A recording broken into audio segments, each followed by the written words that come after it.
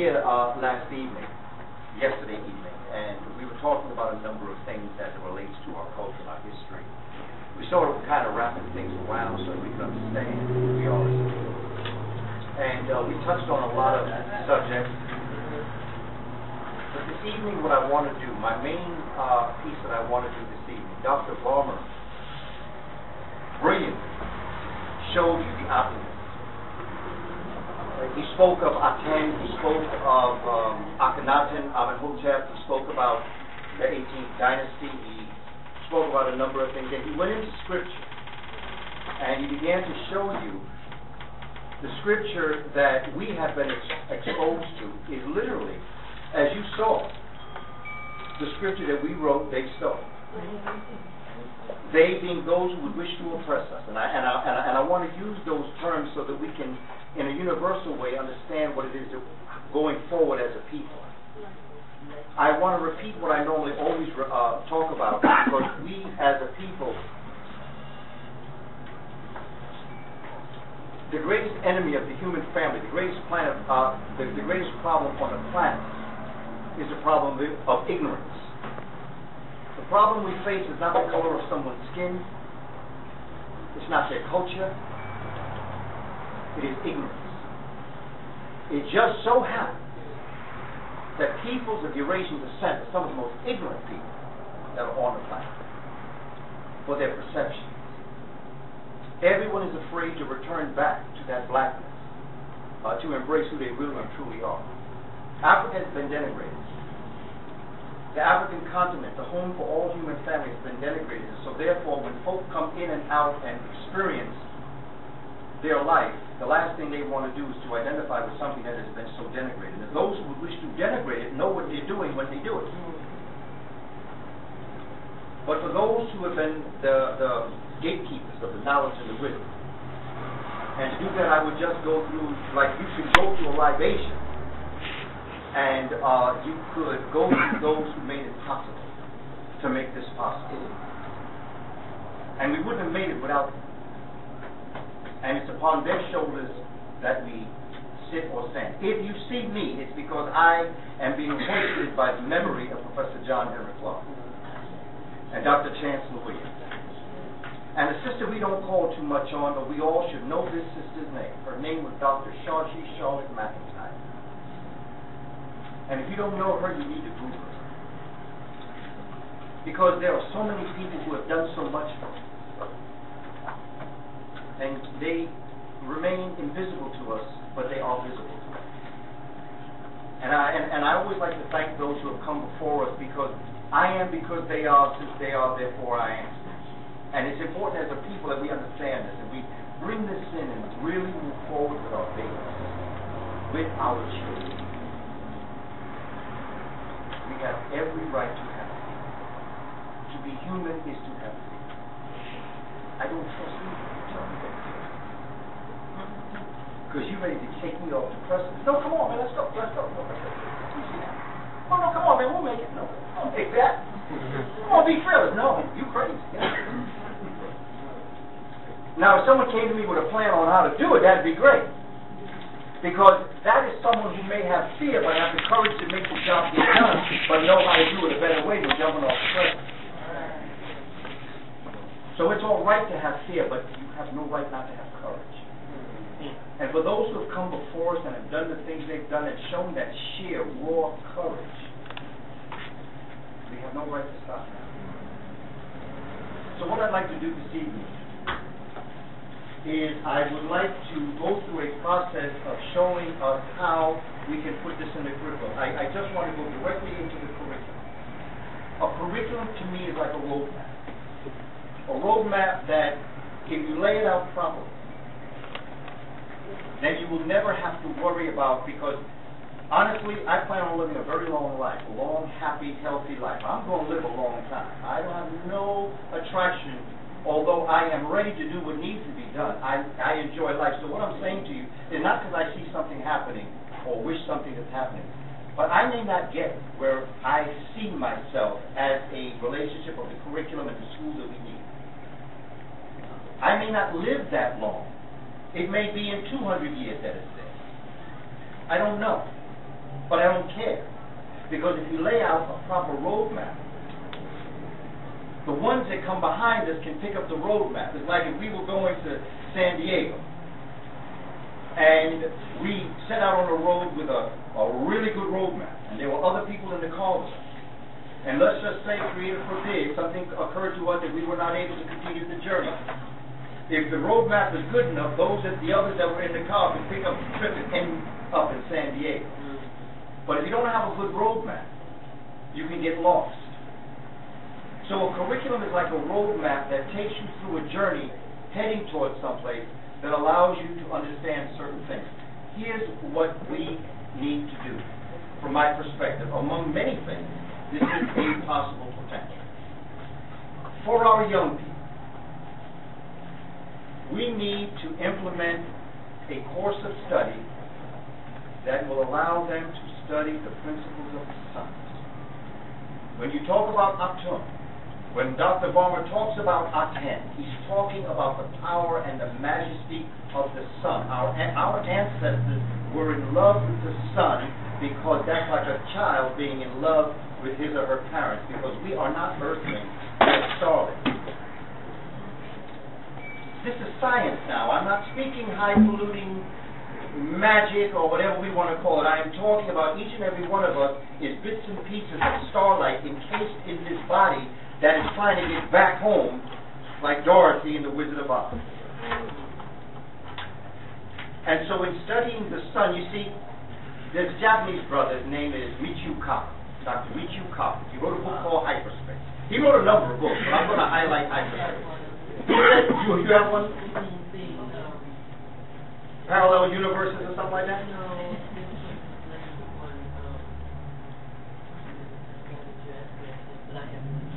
Michio Kaku teaches at CCNY. He wrote a book called Hyperspace. And in this Hyperspace book, he says there are 4 types of civilization. And he said a civilization is only as strong as the source of its energy. A 0, 1, 2, 3 civilization. A 0 civilization depends on the earth for its energy. Water power, air power, earth power. You know, the oil we put in our cars, the gasoline, all that comes from the earth. All living matter, by the way, all black, fossil fuels. Water power, the water wheels, the wind. You draw your energy from that. That's a 0 civilization. You use all the things of the earth to move into your number 1 civilization. Remember back in the day, like when we started to see things happening on another part of the planet, another part of the earth. The way in which technology works, the way in which energy works, we could not just directly send and watch the Thriller in Manila with Muhammad Ali. We could not see the fight in Kinshasa between Muhammad Ali and George Foreman. So what happened? We sent satellites up in space, made of things of the earth. We sent the signal from the earth to the satellite to Congo. Congo sent it back to the satellite sent it to our homes, and we watched Muhammad Ali using the things of the earth to energize the lives that we live. We use petroleum for cars, airplanes, everything. We use water for its energy system. We use air for its energy system. But we should never use them thinking that's all we're going to do for the rest of our lives. We are utilizing the earth in order to get to the number 1 civilization, which is solar power. Solar power. Now imagine a civilization that was already happening as we speak right now, but I'm concerned about the way in which we're going it because there's someone with another mind that's doing it that doesn't know the power of the sun. So be careful, because we're going to have some serious forest fires here pretty soon if they keep doing it the way they're doing it. African people understood the power of the sun and understood how to get energy from the sun. We know that because we see the pyramids. We know that because we see the techniques. We know that because we see the temples.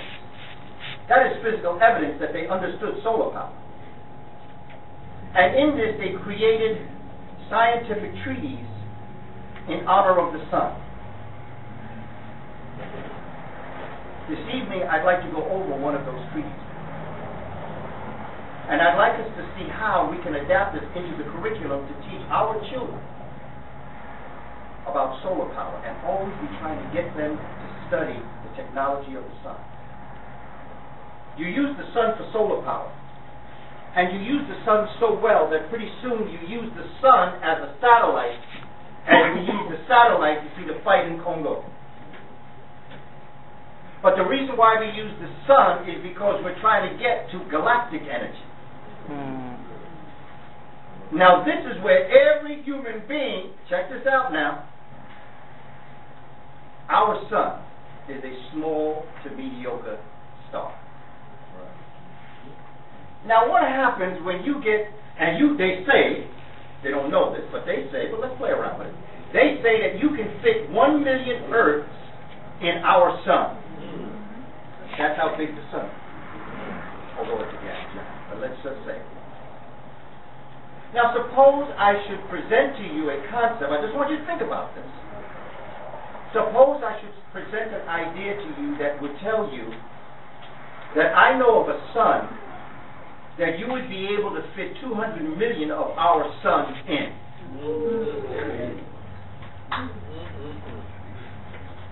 Suppose I told you that that sun had a family with 18 other suns its same size. And suppose I told you that around every one of those suns rotated 250,000 of our Earths. Think about it. If we can have a mediocre sun with 8 planets, because Pluto not a planet, but I got to come back and talk about that. Suppose you had one sun, mediocre to small in size. What happens when you get to the huge ones that have family members that are just as big as them? Because if 8 planets can revolve around our sun, if you had one that was millions the size of our sun, why can't we have hundreds of thousands of planets revolving around that sun? I'm just trying to make us think now. That's really what I'm trying to do. I'm trying, you know, the Delphonics had a song back in the day, Didn't I Blow Your Mind this time? See, I'm going to sing that to you at the end of this presentation. I don't want you to believe a word I say. I just want you to think. Because they told us a story that is so phenomenally untrue, that the truth is unbelievable. Right.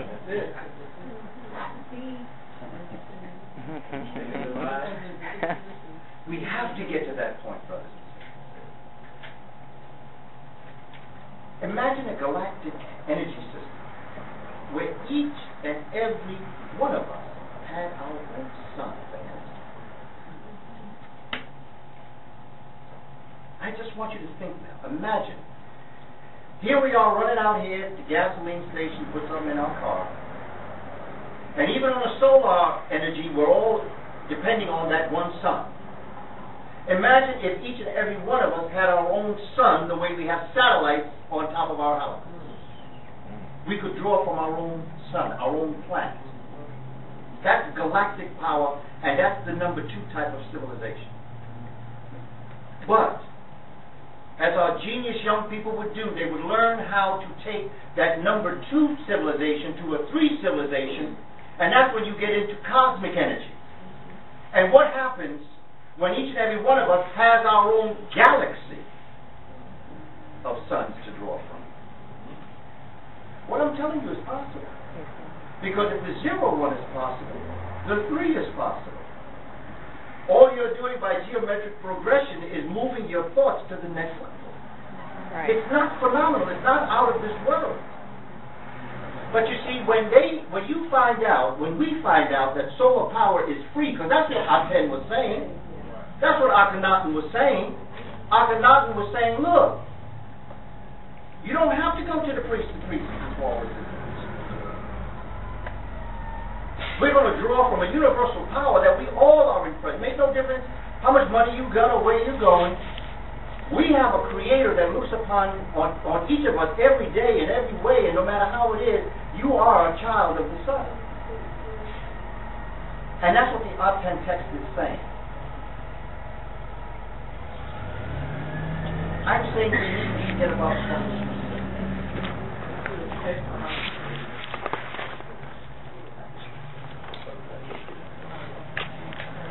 Forget about that. Public school system is over. Charter schools have proven that the public school system is over. Charter schools, they dead too. But they just have a little bit more lifetime to them. Because charter schools, see, the last time they dealt with charters, the last time I heard the word charter, it was what the kings and queens of England were given to the pirates to come to America. Right. So I'm afraid of the word charter. You know. Like the bar charter.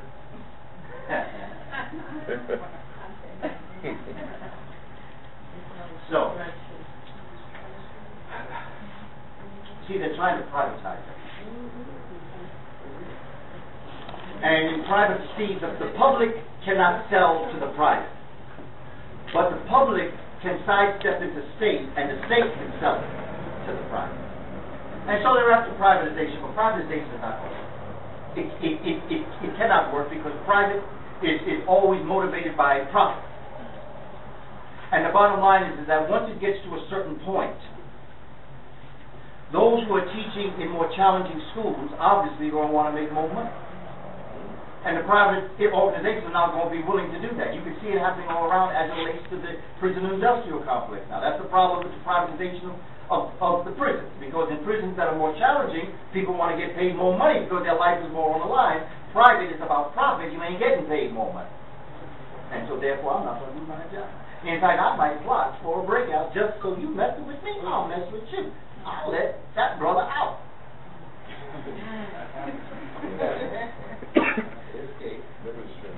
And that's what's going to happen as time goes on. But no matter what that may be, we can't business with that. We have got to find a way to make it possible. To make it possible. And I am recommending that we start after-school programs.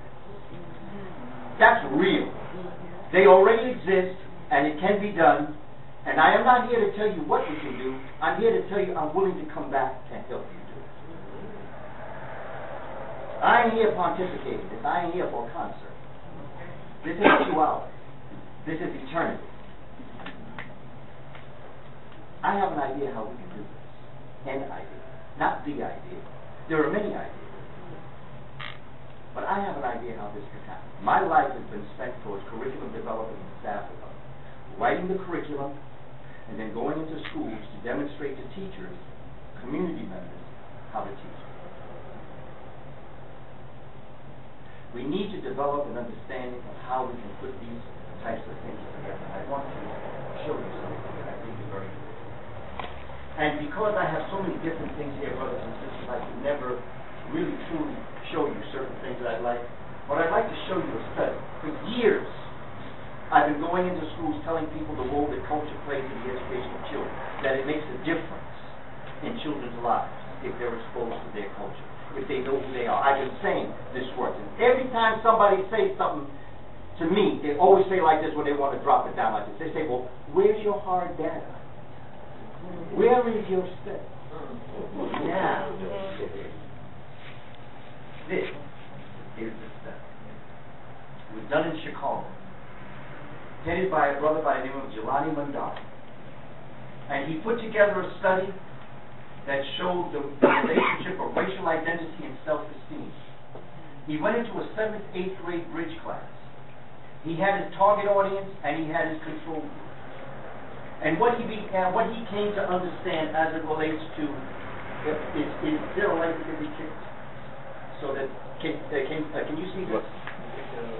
Yeah, but we don't keep turning this on and off because I'm not going to, part of it is going to be presentation, part of it is going to okay, can you all see this? This is the study. The effects of changes in racial identity and self-esteem on changes in African American adolescents' mental health. This is a hard data study. This is saying everything I've ever said all these years, and all of us who have ever been saying this. This is a study that proves it. So the study is here now. So we done shut down the building. So now what they got? Core curriculum. Core standards. They got it. What are we going to do now? core standard. Because core standard is what they're going to try to do to negate this. That's why I say forget the public schools. In fact, the quicker we forget the public schools and the charter schools, the quicker we'll start our own schools. And when we start our own schools, we'll hire our own, and 85% of our educational staff is not going to be 20-year-old European-American females that are afraid of our second grade, 7-year-old boys. It's hard.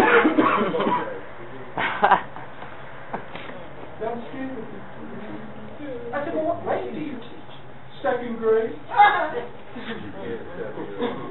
If you are, I blame your counselor for that.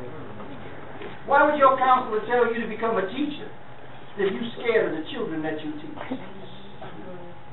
And by the way, it's not that she's afraid of the children. It's the fact that the children can't stand her guts. Right. Like somebody Facebooked me a picture where a little boy is sitting down with his head on the desk, and the caption says, "I don't have ADD, I'm just bored of you."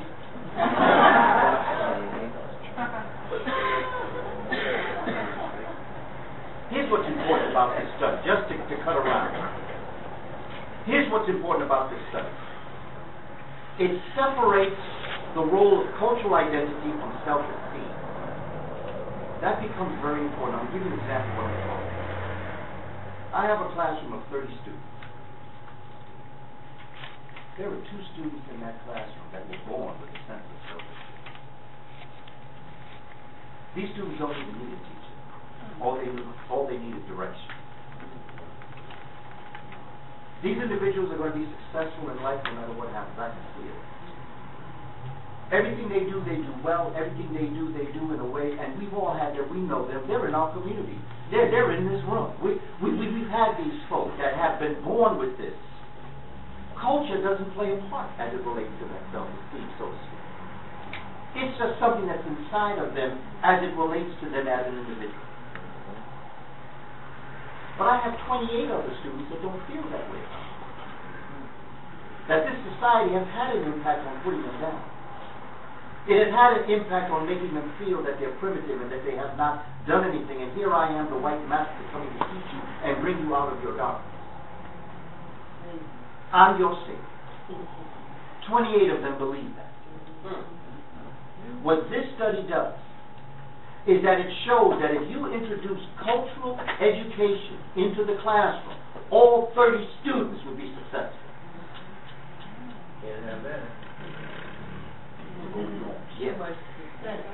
We must get it.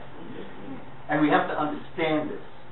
The difference between self-esteem. The difference between self-esteem and cultural identity is someone that says, look, if I did it, you can do it. That's not true. And that's mean-spirited. I was born in a project, a wonderful place. I love my home that we call the Amsterdam Project. That was my home. I had friends there. We struggled and worked hard. Some of us went into taking drugs. I remember when we called in my community. Some of us fell to that. I remember when we all used to be playing in the playground. Pretty soon, after a couple of years, while some of us continued to play, some of us were over on the benches, except guys that I didn't even trust out. And pretty soon I saw them sleeping when they should have been running around. I saw them doing something. I said, what is that? What did I call nodding out? I said, look like sleep to me. He said, no, that's nodding out. That's what I experienced in my community. But by the grace of God, they go on. I could have been there. For any number of reasons. My mother and father, wonderful human beings. Despite that, many of them came from great homes too. It's just the way it went down. It's just the way it happened. Those were the 28 that needed cultural identity. But they used the people with self-esteem as barriers and shields not to have to help the other 28. They said, well, you see Johnny there? Johnny can do it, why can't you? But Johnny was born with a whole nother neuronal connection. You can't compare the two. That's unfair. But they use it like that. And then when we become, I'm not going to use no names now, okay, so we don't need to get personal. But let's say we become a Supreme Court judge.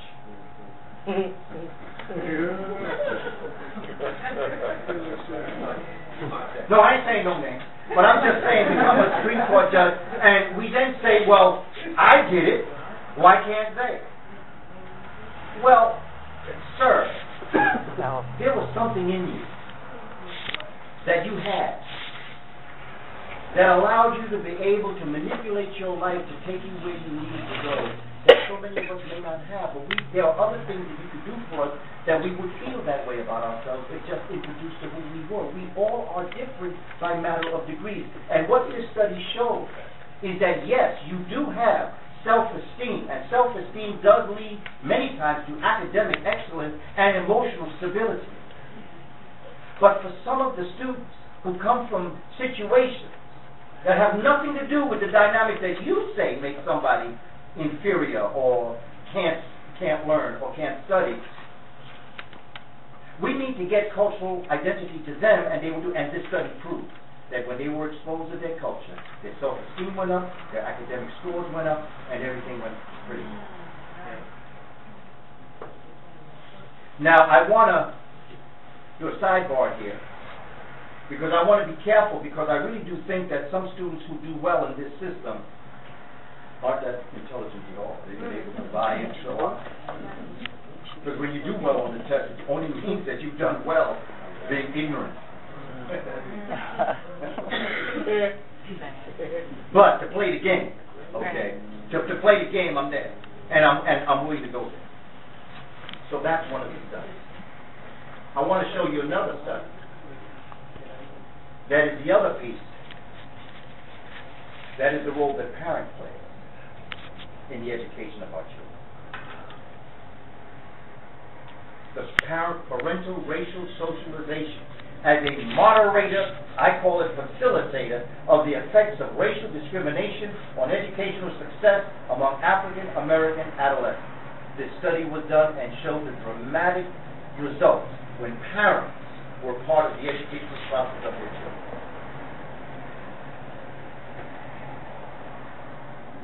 I work with parents. I create parent academies. And I show parents their role, because you see, we're not in Africa. When we walk home sometimes in the evening, we don't meet our child's teacher on the street. Because by 4 o'clock, that teacher is already, well, if she left at 2, she's probably halfway home. Oh. Some of them 3-4 hours away from us. Right. For a very good reason, because if I was them, I would live there too. I know that. You know, my mom used to always say, if you want to beat your enemy, you're going to think like the enemy. As long as you think like you think, you ain't never going to be successful. Right. There's only one thing I don't understand about them. Knowing them as I know them at this point in my life, if I were them, in 1865, I would have lined up all black people and shot. Because I would know this day was coming. If I thought like them, they made a mistake. They didn't kill us. And when they didn't kill us, they signed as suicide. Because what we're doing right now is revolutionary. 100 years from this day, those that are yet to be born will be talking about us as we are talking about our ancestors who did the work that they did. This is revolutionary in nature. We were never supposed to get this far. We were never meant to get this far. They don't even know what to do with it. That's the problem that they're having when they have their teeth on.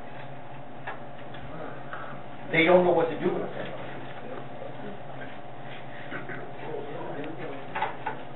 They'd rather be led by a Canadian Hispanic by the name of Ted Cruz. Think about that. As much as they despise Spanish-speaking people, as much as they don't want to pass immigration, they are being led by a Spanish-speaking immigrant by the name of Ted Cruz. Raphael, to be exact. Raphael. Cruz. Let's say immoral.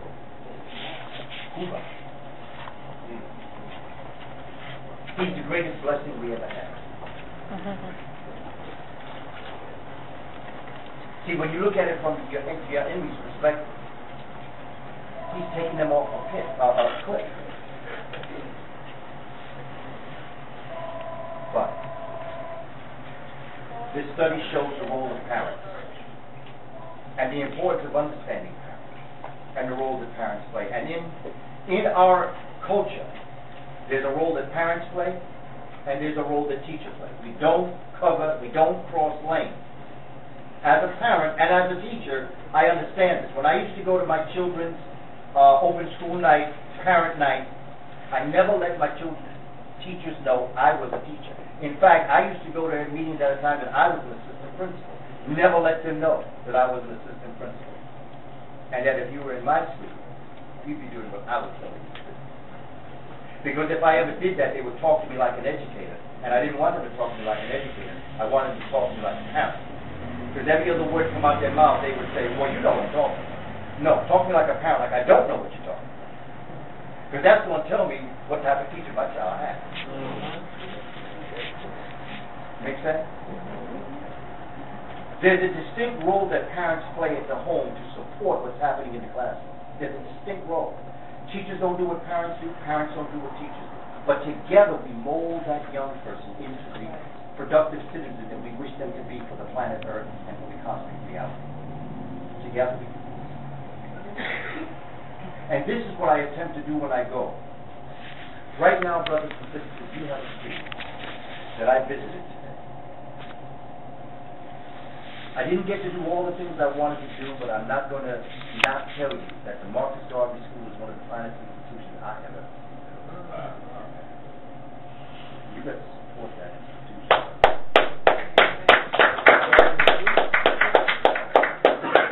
I want you all to call that school when you get a chance. This is what I'm asking you to do. See, because tomorrow morning, 2:15, I'm on a plane back to New York.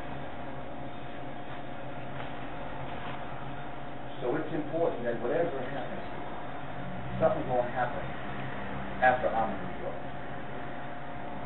Sometimes when you have guest speakers come in, they speak, and sometimes the next thing that brings all of us together is the next speaker that's coming in. That's not the way it goes down. Right. You all need, by the end of this week, before this week is out, you need to come back here to bless the love, and you all need to buy a cup. Right. You need to make this brother clear his walls of his products so that he can get all new products in. Ron's Bob and Kim are all small like this.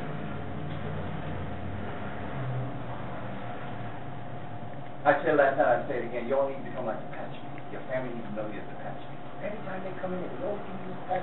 They're young and blue color. Give you a patch like an arm. Even King Tut, they have a patch. They say that's that family member called a patch person. That's your name, because every time you go to their house to visit them, you're always giving out patches to your nephews, to your nieces. Become known as a patch person. Or Mr. or Miss DVD. Every time they come in, they always say, come on, sit down, let's check this DVD out. Clear this store of his products so that the brother can order again. So that he can bring Francis Cresswell. Bring on back Dr. Umar. Bring Dr. Barber back. And hey, I'm ready. You can start supporting Nike, bro. It's just a check mark that people can check. I will patch on there. That's it, bro. You're looking kind of sharp with those arms on you. I like that. Actually, we need to be proud to look like that. Instead of talking about, this is Giorgio Armani. Yeah. Or Armani. The only thing is, he got all my money.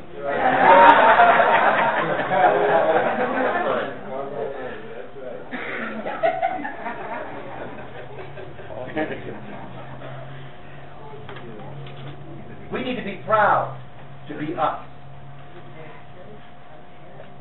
We need to carry our symbols. We need to develop our after-school institution where instead of our children, I'm trying to reach out to jewelers or people who know how to make jewelry or how to make cast forms so that they can start to make these little baby ankhs made out of plastic, inexpensive. Sankofa, Archon symbols, Kemetic symbols, falcons, ibis bird, pyramid. So instead of in the first grade them counting all them different colored bears and balloons, they start counting ankhs. How many ankhs do you have? We need to give them sheets of paper that have pictures of Madam C.J. Walker or Ida B. Wells. How many Ida B. Wells do you see on your page? I see 20 instead of 20 balloons. 20 mice. And then we want to know why they want to go to Disney. Because you're implanting them images in their heads. If you implanted, if you had children counting ankhs and then opened up a book on Egyptian symbols, I guarantee you that children say, I was counting that in class the other day. Because the way your neurons work, your neurons make connections. We are born with billions of neurons in our head. Within the first 5 years of our lives, there are approximately 1/3 of them that never work again. But it's not how many neurons you have that's important, it's the connection between the neurons that are important. And that's what happens in the learning. It's called relational learning. There's no way I can teach you anything you did not walk in this room knowing. All I can do is facilitate the process by which our engagement reminds you that you already knew it all the time. I could never put into your head something that wasn't already there. Think about what I'm saying. What's happening right now is relationships. I'm saying things to you, and you're taking these things in through your neurons, and your neurons are connecting. They're making connections. And the connections that they're making are reinforcing things that you already knew, and you're connecting it to the things that you already know. And what's happening in our school system, it's like walking in and your head is like a coat rack. And all the bits of information that you're learning is like coats that you're putting up on your rack. But culture are the hooks. And so if you do not know your culture, and I try to put a bit of information into your head, it's going to slide off because there's no hook to catch it because you don't have the culture to do it.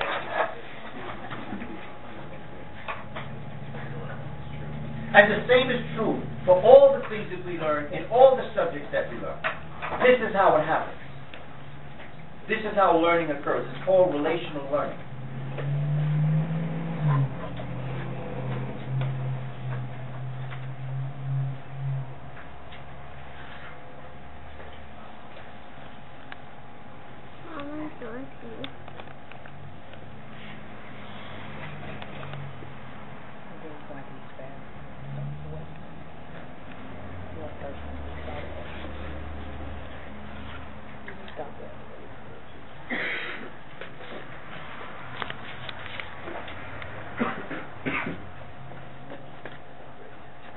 Brother Balmer was talking about Aten, 18th dynasty. This is a lesson plan that I have teaching the 18th dynasty. As you go to the top, you're looking at 1570. Sennacherib Tau, Seqenere Tau. The Nesut Bitif that brought the 17th dynasty into its end. In 1570, you have Akmose, who is going to establish the 18th dynasty. Akmose is then going to give birth and Amenhotep I. And then Amenhotep I is going to be succeeded by Thutmose I. And then Thutmose II, and then Thutmose II is going to be succeeded by probably one of the greatest Nesut Biti that ever existed. She wasn't the queen's favorite. She was the favorite. She was the Nesut Biti.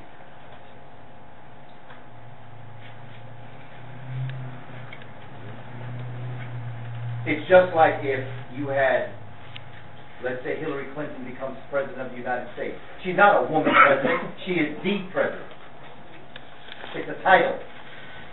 M.S.T was a title, it didn't have agenda. It just was the individual that led. And at this time, she could not have sat on the throne if the entire Kamene legacy did not ask her, please have a seat. Right. Or as they say, Tafadali Kapi. Have a seat, please, Keith Swahili. There was no overthrow. She took her place. She was succeeded by Thutmose III. Thutmose III was succeeded by Amenhotep II. Amenhotep II by Thutmose IV. Thutmose IV was succeeded by Amenhotep III. Amenhotep III was succeeded by Amenhotep IV, who would become Akhenaten. Now, what is interesting about this idea, this concept, is that Amenhotep III and Queen Tai are the historical figures upon which the mythology of Solomon and Sheba was based.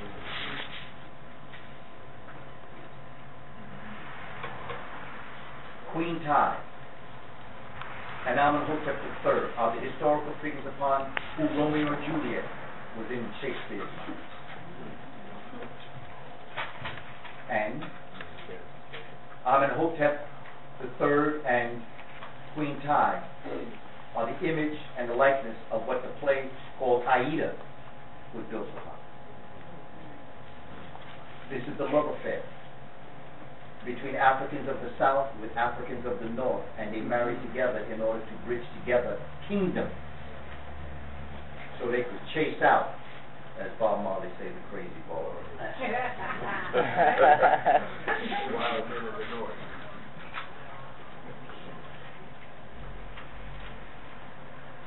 While I'm here, let me just talk to you. This is a lesson plan. This is how I write it. You have a concept, you have an understanding. What the student will be able to do. I don't want to know what they know, I want to know what they can do. The more said, if what you learn you can't do anything with, you wasted your time learning. Everything you learn, you should be able to apply, and the purpose of you being in that classroom specifically is to be able to learn what it is that you want to apply. It ain't about taking the test and passing. It has nothing to do with that. It's all about consciousness. There are a number of lessons that I do here to bring the students through certain and see, when I come back, I'm going to bring the community through this. Because the best way to teach something is to have learned it yourself. So I take adults through this learning process so they can go back and teach the students, because once you know what is expected of you, you know what to expect from them. Staff development isn't about me standing up and pontificating. It's about you going through the process so that going through the process, you then can take others through the process. Think about what this means. Think about what I'm talking about. Because as I take you through this and the biology and the reading, check this out. I'm just going to go through the body of the lesson. Is what I remember a roadmap or recipe. Okay, if I'm trying to teach somebody how to cook rice and peas, right? Well, a curriculum is like a recipe. That it's a standard way of writing so that anyone in this room could pick up my lesson plan once introduced to it and would be able to teach it. You wouldn't teach it the way I teach it. No more than one person's rice and peas tastes like another person's rice and peas, because down the road it's all about what's in your hands and how you put it together. See, because grandma chicken is always better. Because it's in grandma's hands, you see. And the same way in teaching. You know, when somebody's teaching something, don't expect to learn it the same way the person that originated did it, but at least you can add your flavor to it. You might have a musical background, and you can add a music piece into this. You might think of a song to sing about Akhenaten. You might be an artist that has a fantastic art activity that you can do. You add your own flavor to it. But if you have a standard base, a curriculum, a roadmap, you know where you're headed. That way, you know where you're headed, but on your way, some of you might want to skip, some of you may want to crawl, some of you may want to dance, some of you may want to run, but whatever it is, you're all heading in the same direction. It's just you doing it your way. And that's what staff development does. check this. This is a whole story about Asians and Eurasians and coming up out of Iran and geography skills. You got to have geography skills. Talking about how the stones were moved in ancient Kamene. Now here we go. The temple in man. The effect. And what sense? This building is a couple of Los Angeles blocks long, but it is built in the direct proportion of the human body. And the way we know this is because in Medu Neter, on the walls, carved on the walls, is the explanation of the different parts of the body. And we know that that the body faces east because the explanation of the backbone is explained on the western wall. The purpose of the balls of your feet are explained when you walk in, right there on the temple, explains the purpose and all the parts of your feet. Where your reproductive organs are located, not only is there evidence of men, who is the measure of fertility, but also there is evidence of the female ovaries and the male testicles. And where the male testicles are and where the ovaries meet, there is a drawing, check this out, a drawing of a spermatozoa. Now that's kind of small, right? It's a high seat. What did they have? They had some of the most powerful eyes that humans have ever had. They don't need no telescope. Their eyes were there. I'm a night eye. I operate at night. My children they give a shot at nighttime. If they would get up and I would be, I could see them in the dark. I could see better in the dark than I do in the light. I can even tell my children what color they have. They said, Daddy, how do you know? I say, because I see you.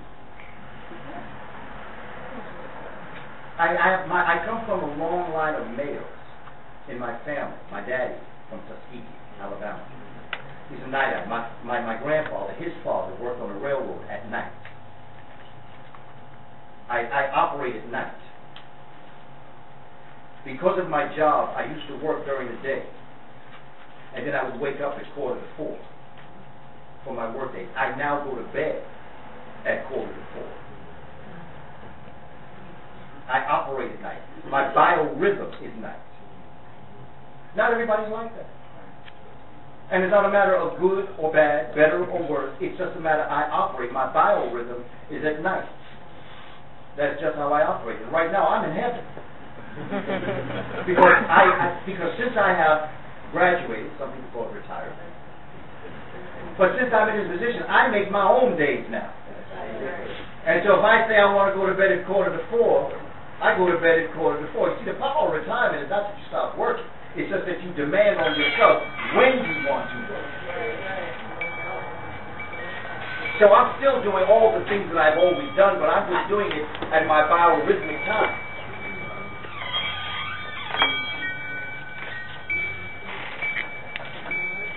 Where the pineal gland is located in the temple, it's located in what's called the Holy of Holies.